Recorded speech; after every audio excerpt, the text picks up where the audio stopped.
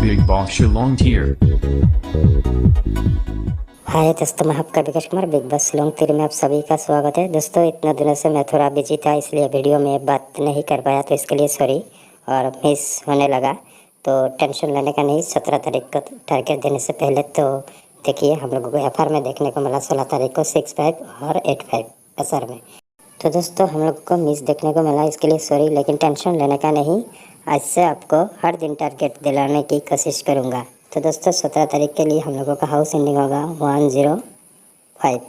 दोस्तों 100% श्योर है, टेंशन लेने का नहीं, निस्संदेह प्ले कीजिए, नो मिस याद रखना दोस्तों, क्योंकि मैं थोड़ा रिलैक्स हूँ, इसलिए आपको टारगेट देने जा रहा हूँ 051, नो मिस। तो अभी मैं डायरेक्ट गुटी देने वाला हूँ, तो डायरेक्ट गुटी महत्वपूर्ण होगा, तो हिट में होगा ये, ओके।